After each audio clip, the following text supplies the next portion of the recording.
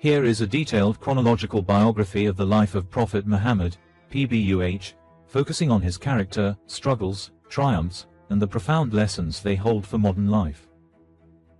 Introduction: The world before the Prophet. The 6th century Arabian Peninsula, particularly the region of Hijaz where Mecca was located, was a society steeped in tribalism, polytheism, and social injustice. Known as the Jahiliyyah, Age of Ignorance, it was characterized by idol worship. The Kaaba, built by Prophet Abraham, and his son Ishmael, housed hundreds of idols. Tribal warfare. Loyalty was to one's tribe above all else, leading to endless cycles of vengeance and bloodshed. Social injustice. Women were treated as property, female infanticide was common, and slavery was rampant. There was no central authority or rule of law. It was into this world that the final messenger of God was born, a man who would transform not only Arabia but the course of human history. Phase 1, the Meccan period, 570-622 CE, the call to faith and perseverance. 1. Birth, childhood, and early life, 570-595 CE. Birth, 570 CE, Muhammad was born in Mecca into the respected Banu Hashim clan of the Quraysh tribe. He was born an orphan, as his father, Abdullah, died before his birth. The year was known as the Year of the Elephant, marked by the Abyssinian ruler Abraha's failed attempt to destroy the Kaaba. Early orphanhood. Following Arab custom, he was sent to live with a Bedouin foster mother, Halima al-Sa'diya, in the desert. This period instilled in him the pure Arabic language and the virtues of desert life, simplicity, freedom, and reflection. Under the care of his grandfather and uncle, his mother, Amina, died when he was 6, and his grandfather, Abdul Muttalib, died 2 years later. He was then raised by his uncle, Abu Talib, a kind but poor merchant. The truthful and trustworthy, Al-Amin. As a young man, Muhammad earned his living as a merchant. His impeccable character stood out starkly against the corrupt Meccan backdrop. He was known as Al-Amin, the trustworthy, and as Sadiq, the truthful, for his honesty and integrity in business and personal dealings. He was chosen to settle disputes, even before the revelation. Character and modern lessons. Resilience in adversity. Losing both parents at a young age did not harden his heart but made him reliant on God and compassionate towards the vulnerable. Integrity as capital. His success in business was built not on cunning, but on trust. In a modern world of corporate deceit, his life teaches that the highest form of capital is integrity. Mentorship and upholding family ties. His uncle Abu Talib, though not a believer, protected him out of familial love, teaching the importance of loyalty and caring for one's family, even when they don't share your beliefs. 2. The prophethood and early preaching, 610-613 CE. The first revelation, 610 CE, at the age of 40, while meditating in the cave of Hira on the outskirts of Mecca, the angel Gabriel, appeared to him with the first words of the Quran. Read, in the name of your Lord who created man from a clinging substance. Read. And your Lord is the most generous, who taught by the pen, taught man that which he knew not. Quran 96-15. This event, filled with awe and fear, marked the beginning of his prophethood. He returned home trembling, and his wife, Khadijah, became his first believer, comforting him and affirming his mission. The secret phase. For the first 3 years, preaching was done discreetly, close to family and friends. Early converts included his wife Khadijah, his young cousin Ali, his freed slave Zayd, and his close friend Abu Bakr. Struggles and triumphs. Internal struggle. The weight of revelation was immense. He was tasked with a divine mission that would upend the society he knew. The first triumph. The unwavering support of Khadijah is a profound lesson. Her belief was the first pillar of strength for the Prophet, highlighting the critical role of a supportive partner. 3. Public preaching and intensified persecution, 613-619 CE. The public call. After 3 years, the command came to proclaim the message of Tawhid, oneness of God, publicly. He invited his clan to a mountain summit, Mount Safa, and asked them, "If I told you there was an army behind this hill, would you believe me?" They all said, "Yes, for we have never known you to lie." He then delivered his message, which was met with ridicule and rejection. Meccan hostility. The Quraysh were threatened economically and socially. The message of equality, that a slave was equal to a master before God, undermined their social hierarchy. Their persecution was brutal. Social and economic boycott. The Banu Hashim clan was boycotted for 3 years, forced to live in a barren valley, facing starvation and hardship. Persecution of the weak, slaves and poor converts like Bilal al-Habashi were tortured. Bilal was laid on burning sand with a heavy stone on his chest, yet he only repeated, Ahad, Ahad, the one, the one. Mockery and physical assault. The Prophet himself was ridiculed, pelted with stones, and had entrails thrown on him while he prayed. Character and AMP, modern lessons, courage of conviction. Facing immense social pressure and physical danger, he never wavered. This teaches standing up for one's principles, even when standing alone. Non-violent resistance. During this phase, the command was to be patient and forbearing. The response to violence was patience and prayer, not retaliation. Dignity of labor and human. The story of Bilal, a black Abyssinian slave rising to become the first muezzin, caller to prayer, is a powerful lesson against racism and classism, affirming that piety is the only measure of nobility. 4. The Year of Sorrow and the Night Journey, 619-621 CE.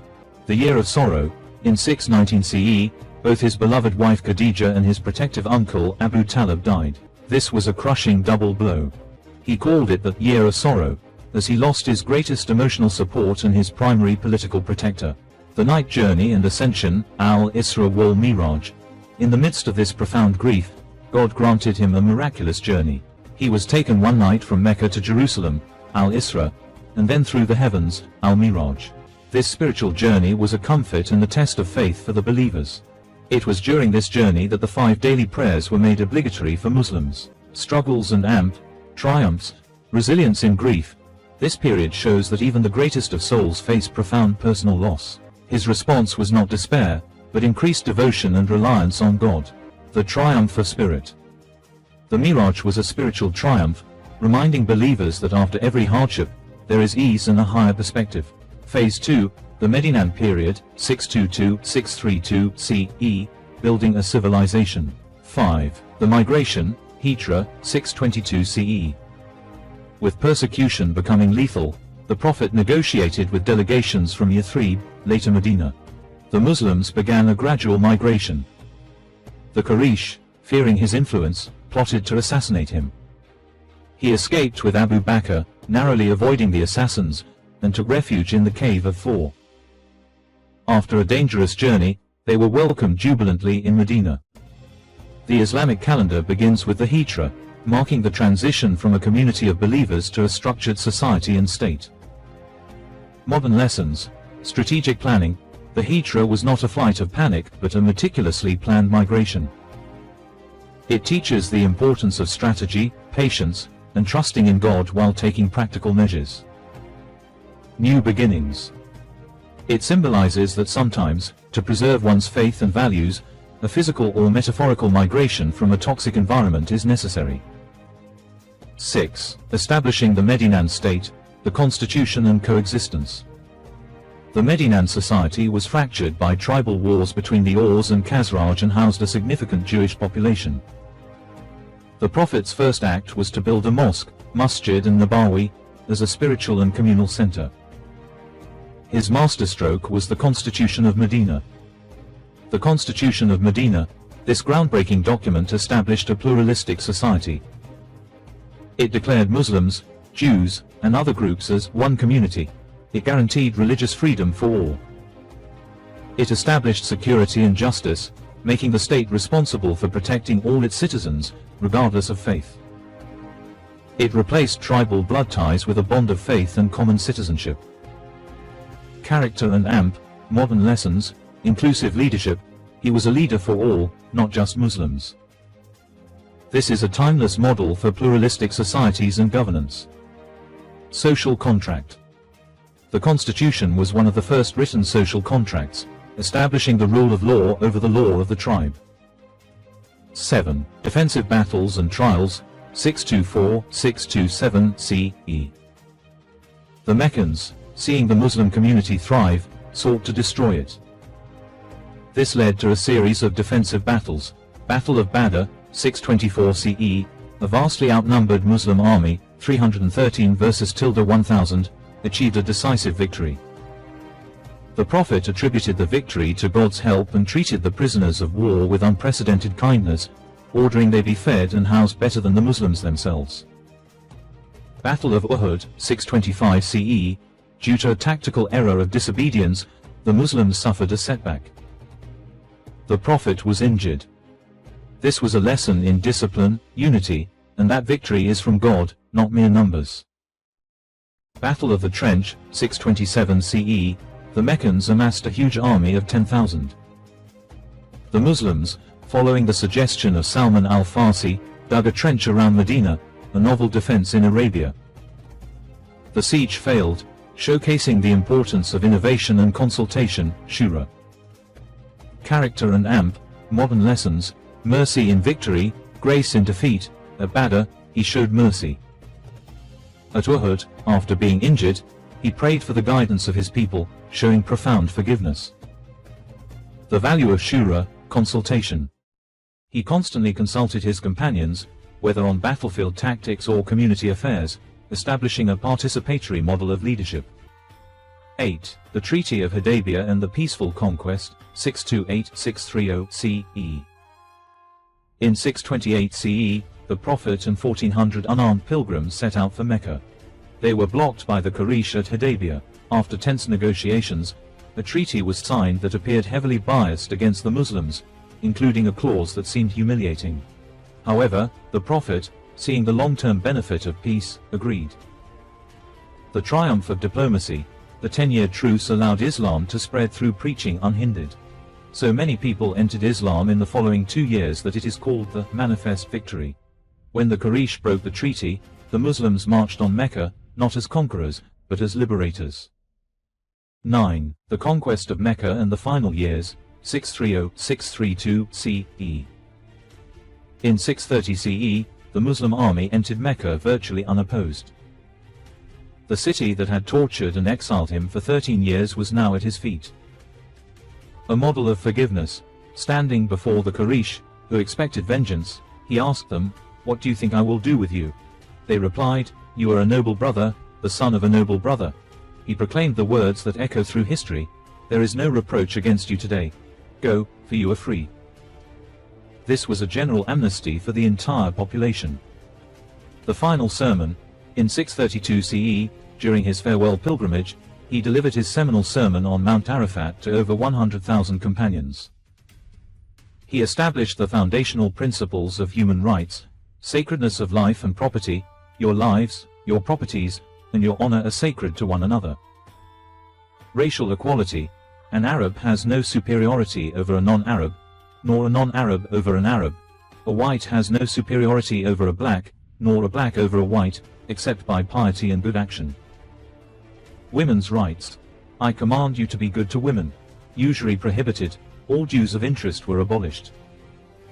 Character and AMP, modern lessons, the power of forgiveness. The conquest of Mecca is the ultimate lesson in overcoming hatred with mercy, breaking cycles of violence, and the transformative power of forgiveness. Universal values. The final sermon is a charter for humanity, emphasizing equality, justice, and compassion that are desperately needed today. 10. The passing of the Prophet, 632 CE. A few months after the farewell sermon, Prophet Muhammad, PBUH, fell ill and passed away in Medina. He died in the humble chamber of his wife Aisha, with very few worldly possessions to his name. Conclusion. The eternal example. The life of Prophet Muhammad, PBUH, is not just a historical narrative, it is a living guide. He was a prophet, a statesman, a military leader, a husband, a father, and a friend. His character, as described in the Quran, was itself the Quran. He was the walking embodiment of its teachings. For modern life, his seerah teaches us to lead with integrity and compassion, to stand for justice, even against our own interests, to respond to hatred with wisdom and patience, and when victorious, with unparalleled mercy, to build inclusive, pluralistic societies based on mutual respect, to find strength in faith during times of profound personal and collective hardship. He remains, as the Quran says, a beautiful example for those who hope in Allah and the Last Day, Quran 33-21.